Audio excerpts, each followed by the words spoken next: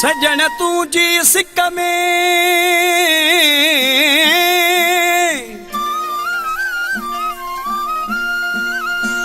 गुज़री वया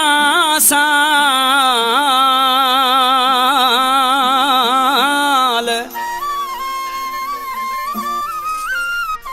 अची सिजदे में दिलामर ज़रदारी जहाल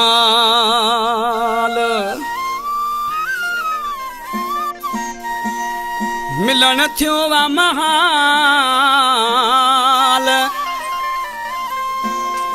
मोहब्बत में मोहम्मद अली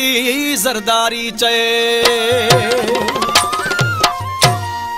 खास फरमाशा अज देखा मुंहिंजा दोस्त पीरी प्यारा भा मज़र जावरी साहब जी फरमाशा लाड़काने खां पालवान ज़रदारी जंहिंखां जेको पे पुगो तंहिं ज़ुल्म पे कयो जंहिंखां जेको पे पुगो तंहिं ज़ुल्म पे कयो ओ तो में उमेद हुई यार तो बि विसारे छॾियो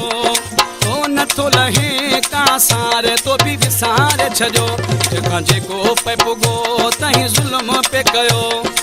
ओ तो में उमेद हुई यार तो बि विसारे छॾियो ओ नथो लही का सार तो बि विसारे छॾियो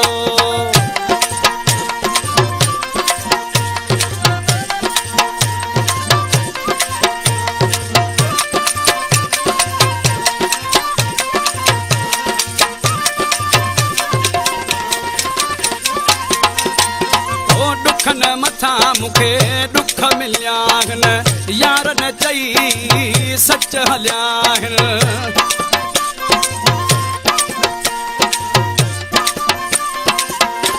ओ दुख मथा मुखे दुख मिलिया आहिनि यार चई सच हलिया आहिनि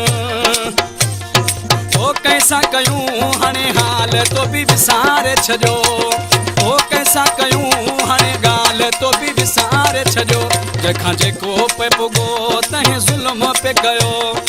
ओ कहिड़ी ॼाए मयार तो बि विसारे छॾियो ओ नथो लही तूं सार तो बि विसारे छॾियो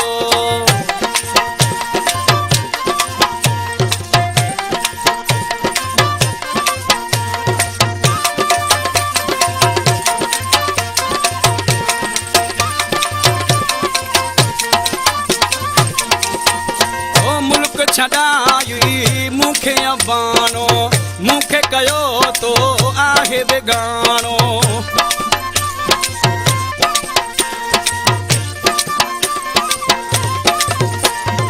ओ मुल्क छॾाई मूंखे अबानो मूंखे कयो तो यार बेगानो ओ गुज़री विया के साल तो बि विसारे छॾियो ओ नथो लही का सार तो बि विसारे छॾियो जंहिंखां जेको पे पुगो तंहिं ज़ुल्म पे कयो ओ तो में उमेद हुई यार तो बि विसारे छॾियो ओ कहिड़ी ॼाए मयार तो बि विसारे छॾियो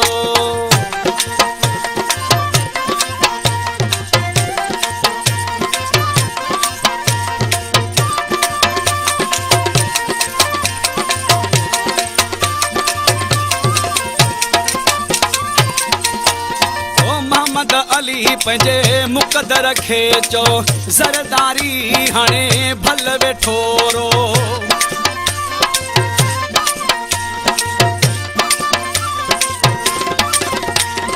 ओ मोहम्मद अली पंहिंजे मुक़दर खे चो ज़रदारी हाणे भल वेठो रो